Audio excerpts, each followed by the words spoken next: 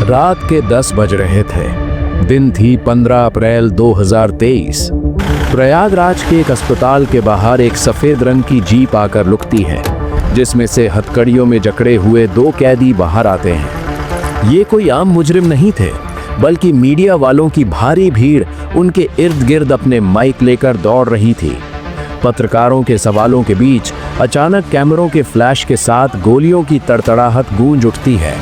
महज 9 सेकंड के अंदर पुलिस के भारी पहरे को चीरते हुए 3 नौजवान शूटर्स ने भारत के सबसे खूंखार माफिया अतीक अहमद और उसके भाई अशरफ के सिर में सटाकर गोलियां दाग दी। लाइव टीवी के कैमरों में कैद हुई इस हत्या ने एक ही झटके में पूरे देश को सन्न कर दिया था।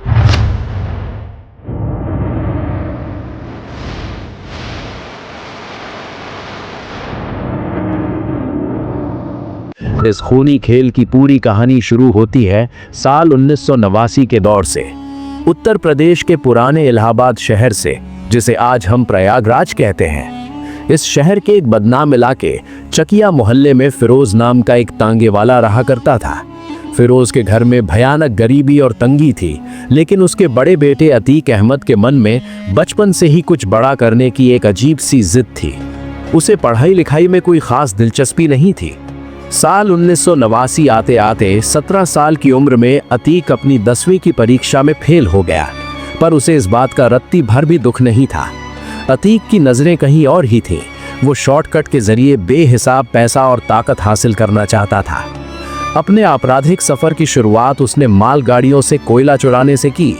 वो रात के अंधेरे में अपने कुछ दोस्तों के साथ कोयला चुराता और उसे ब्लैक मार्केट में बेच देता था। इसी चोरी चकारी के बीच अतीक के हाथों पहली बार किसी का खून हुआ और उस पर हत्या का पहला मुकदमा दर्ज हो गया।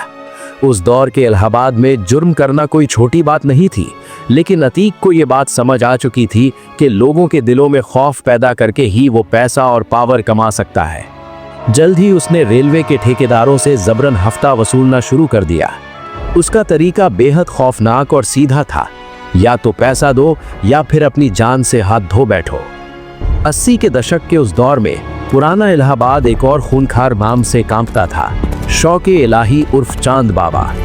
पुलिस भी चांद बाबा के इलाके में कदम रखने से पहले 10 बार सोचती थी। अगर उसका कोई गुर्गा पुलिस के हत्थे चढ़ जाता तो चांद बाबा सरेआम पुलिस स्टेशन पर बमबारी करके उसे छुड़ा लाता था। शुरुआती दिनों में अतीक चांद बाबा को ही अपना उस्ताद मानता था और जुर्म के तमाम पैंतरे उसने उसी से सीखे थे।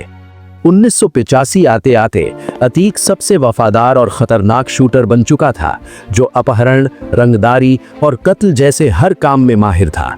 इसी बीच 1985 में उत्तर प्रदेश में वीर बहादुर सिंह की सरकार बनी। राज्य में बढ़ते जंगल राज को रोकने के लिए 1986 में यूपी का पहला गैंगस्टर एक्ट लागू किया गया। हैरानी की बात यह थी कि चांद बाबा जैसे बड़े दिग्गजों के मौजूद रहते हुए भी यूपी के इतिहास का पहला गैंगस्टर एक्ट अतीक अहमद पर लगाया गया। पुलिस ने रातों रात अतीक को उसके घर से उठाया और किसी गुप्त जगह पर ले गई। 3 दिन तक अतीक का कोई अता पता नहीं था। शहर में अफवाह फैल गई कि उसका इनकाउंटर हो गया है, लेकिन तभी खेल में एक बड़ा मोड़ आया। इलाहाबाद के एक बेहद रसूखदार सांसद, जिनके पास उस जमाने की सबसे महंगी गाड़ियां हुआ करती थीं, उनके दिल्ली दफ्तर से सीधे लखनऊ सेक्रेटेरिएट में फोन गया। वहां से सीधा कॉल इलाहाबाद पुलिस चीफ को मिला। वो लड़का हमारा है, उसे कुछ नहीं होना चाहिए। उस भारी आवाज के दबाव में दोपहर होते होते अतीक इलाहाबाद की सड़कों पर सीना ताने आजाद घूम रहा था। उस दिन अतीक को यह भली भांति समझ आ गया था कि अगर कानून से हमेशा के लिए बचना है तो उसे खुद सिस्टम का हिस्सा बनना पड़ेगा। साल 1989 में चांद बाबा इलाहाबाद म्यूनिसिपैलिटी का चुनाव जीत चुका था और अब उसकी नजरें विधानसभा पर थीं। समाजवादी पार्टी के संस्थापक मुलायम सिंह यादव जानते थे कि चांद बाबा का खौफ चरम पर है, इसलिए उन्होंने उसे इलाहाबाद वेस्ट सीट पर टिकट का ऑफर दिया। लेकिन चांद बाबा ने मुलायम सिंह से कहा कि वो ये टिकट उसके चेले अतीक को दे दें। राजनीति के पक्के खिलाड़ी मुलायम सिंह ने मुस्कुराते हुए जवाब दिया कि अगर अतीक विधानसभा पहुंच गया तो कल वो अपने उस्ताद से भी बड़ा हो जाएगा। ये चेतावनी सुनकर चांद बाबा ने खुद चुनाव लड़ने का फैसला किया। जब अतीक को पता चला कि उसका टिकट कट गया है तो वो बुरी तरह भड़क गया। उसने अपने ही गुरु चांद बाबा के खिलाफ निर्दलीय पर्चा भर दिया। चांद बाबा अपनी हथियारों से लैस फौज लेकर अतीक से निपटने पहुंचा, लेकिन अतीक को इस हमले का पहले से अंदाजा था। जैसे ही चांद बाबा वहां पहुंचा, चारों तरफ से गोलियों की बारिश शुरू हो गई। अतीक की गोलियों से चांद बाबा का सीना छलनी हो गया और एक गुरु अपने ही चेले के हाथों सड़क पर तड़प तड़प कर मारा गया। अगले एक हफ्ते के अंदर अतीक के गुर्गों ने गिद्धों की तरह चांद बाबा के गैंग के हर आदमी को चुन चुन कर मार डाला। इस खूनी जीत के साथ अतीक अहमद पहली बार इलाहाबाद वेस्ट से विधायक बन गया। अब वो सिर्फ एक माफिया नहीं, बल्कि माननीय अतीक अहमद बन चुका था। उसका खौफ पूरे इलाहाबाद में इस कदर फैल गया कि जिस रेलवे यार्ड से वो कभी लोहे के टुकड़े चुराता था, अब पूरे रेलवे स्क्रैप का टेंडर सिर्फ उसी के नाम पर छूटता था। दहशत इतनी थी कि कोई दूसरा ठेकेदार उसके सामने फॉर्म भरने की हिम्मत तक नहीं जुटा पाता था। 1991 और 93 के चुनाव भी उसने लगातार जीते। अब उसके पास 120 से ज्यादा शार्प शूटर्स की एक पूरी प्राइवेट आर्मी थी। जल्द ही वो समाजवादी पार्टी के करीब आ गया और चौथी बार विधायक बना। विधायक की कुर्सी पर बैठकर उसने रातों रात सैकड़ों लोगों की जमीनों, मकानों और दुकानों पर कब्जा कर लिया। इसी दौरान 1995 में यूपी की राजनीति का कुख्यात गेस्ट हाउस कांड हुआ। उस वक्त यूपी में एसपी बीएसपी की गठबंधन सरकार थी, लेकिन बीएसपी सुप्रीमो मायावती इस गठबंधन को तोड़ना चाहती थी। 2 जून 1995 को लखनऊ के स्टेट गेस्ट हाउस में मायावती की मीटिंग के दौरान सरकार गिरने की भनक पाकर अतीक के नेतृत्व में एसपी के गुंडों ने हमला कर दिया। दरवाजे तोड़े गए, गालियां दी गईं और मायावती के साथ बदसलूकी की गई। अगर पुलिस अफसर बीच बचाव ना करते तो बहुत बड़ा अनर्थ हो सकता था। सत्ता के नशे में चूर इन बाहुबलियों ने यह साबित कर दिया था कि वो लोकतंत्र को अपने जूते की नोक पर रखते थे। इसके बाद 1996 में अतीक के छोटे भाई खालिद अजीम उर्फ अशरफ ने सिविल लाइंस इलाके में एक मशहूर व्यापारी अशोक साहू की दिन दहाड़े हत्या कर दी। जब पुलिस अशरफ को पकड़ने दौड़ी तो रिकॉर्ड देखकर उनके पैरों तले जमीन खिसक गई। सरकारी कागजों के अनुसार जिस वक्त हत्या हो रही थी, अशरफ चंदौली जेल में बंद था। असल में अतीक ने पूरे जेल सिस्टम को खरीद लिया था। अशरफ की जगह कोई और शख्स उसके नाम पर हाजिरी लगा रहा था। 2000 का दशक आते आते अतीक इलाहाबाद का बेताज बादशाह बन चुका था। लेकिन 2002 में मायावती दोबारा यूपी की सत्ता पर काबिज हुई और अपराधियों पर नकेल कसना शुरू किया। अतीक पर एक ही दिन में 113 से ज्यादा मुकदमे दर्ज किए गए। लालजी शुक्ला जैसे तेज तर्रार पुलिस अफसर को अतीक के पीछे लगा दिया गया। 7 अगस्त 2002 को इलाहाबाद हाई कोर्ट में अतीक की पेशी के दौरान एक जोरदार बम धमाका हुआ। कई पुलिस वाले लहूलुहान हो गए, लेकिन अतीक को खरोंच तक नहीं आई। अतीक ने मीडिया के सामने बयान दिया कि पुलिस और मायावती सरकार उसे मरवाना चाहती है, लेकिन पुलिस की जांच में इखलाक नाम का एक शख्स गिरफ्तार हुआ जिसने चौंकाने वाला सच उगला। ये बम धमाका खुद अतीक और उसके पिता ने पुलिस पर दबाव बनाने और जनता की सहानुभूति बटोरने के लिए करवाया था। इंस्पेक्टर लालजी शुक्ला ने मुस्कुराते हुए मीडिया से कहा था कि अगर वो बम फिकवाते तो अतीक का बचना नामुमकिन था। इसके बावजूद अतीक 64,000 वोटों से चुनाव जीतकर सांसद बन गया। सांसद बनने के बाद अतीक ने सोचा कि वो दिल्ली में बैठकर राज करेगा और अपनी इलाहाबाद की खाली हुई सीट अपने छोटे भाई अशरफ को दे देगा। लेकिन यहीं से अतीक की बर्बादी की स्क्रिप्ट लिखी जानी शुरू हुई। बीएसपी ने अशरफ के खिलाफ राजू पाल नाम का एक युवा नेता को टिकट दिया। राजू पाल खुद एक हिस्ट्री शीटर था और कभी अतीक के गैंग के लिए काम करता था, लेकिन उसमें एक बात थी, वो अतीक से बिल्कुल नहीं डरता था। उपचुनाव के नतीजे आए तो अतीक के पैरों तले जमीन खिसक गई। उसका भाई अशरफ राजू पाल से चुनाव हार गया। ये हार अतीक के गुरूर पर एक सीधा तमाचा थी। 25 जनवरी 2005 को राजू पाल अपनी गाड़ी से जा रहे थे, तभी अतीक के शूटर्स ने भरे बाजार उनकी गाड़ी को घेर लिया। AK-47 से गोलियों की बारिश कर दी गई और राजू पाल के शरीर में 19 गोलियां उतारी गईं। इस पूरे रोंगटे खड़े कर देने वाले हत्याकांड का एक चश्मदीद गवाह था राजू पाल का चचेरा भाई उमेश पाल। राजू पाल की मौत के बाद मायावती ने उसकी 9 दिन की विधवा पूजा पाल को मैदान में उतारा, जो अपने हाथों की मेहंदी दिखाकर वोट मांगती थी। लेकिन जनता ने अतीक के खौफ के मारे अशरफ को भारी मतों से जिता दिया।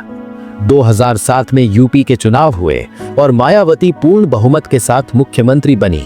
मायावती 1995 का गेस्ट हाउस कांड भूली नहीं थी। सत्ता में आते ही उन्होंने अतीक की करोड़ों की संपत्ति जब्त कर ली और उसके सिर पर इनाम घोषित कर दिया। समाजवादी पार्टी ने भी उससे पल्ला झाड़ लिया। जो अतीक कभी पुलिस को अपनी जेब में रखता था, वो अब एक चूहे की तरह जान बचाने के लिए भाग रहा था। आखिरकार दिल्ली पुलिस ने उसे पीतमपुरा के एक फ्लैट से गिरफ्तार कर लिया। 2008 में जब भारत अमेरिका न्यूक्लियर डील पर वोटिंग होनी थी, तो सरकार बचाने के लिए मुलायम सिंह यादव ने अतीक को जेल से बाहर निकलवाया। लेकिन अतीक ने गद्दारी करते हुए पार्टी के खिलाफ वोट किया, जिसके बाद मुलायम सिंह ने उसे हमेशा के लिए पार्टी से निकाल फेंका। साल 2017 में उत्तर प्रदेश की सियासत में बड़ा बदलाव आया। बीजेपी की सरकार बनी और योगी आदित्यनाथ मुख्यमंत्री बने। नई सरकार का रवैया माफियाओं के खिलाफ जीरो टॉलरेंस का था। ऑपरेशन क्लीन शुरू हुआ और अतीक की 70 करोड़ से ज्यादा की अवैध संपत्तियों पर सरकार के बुलडोजर गरजने लगे। लेकिन अतीक का अहंकार कम नहीं हुआ।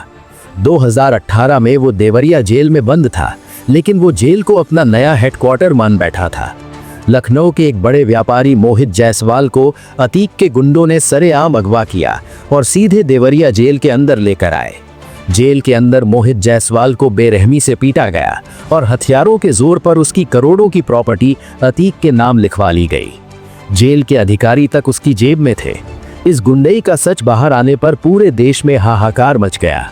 सुप्रीम कोर्ट ने दखल दिया और 23 अप्रैल 2019 को कड़े पहरे के बीच अतीक को गुजरात की साबरमती जेल में शिफ्ट कर दिया गया।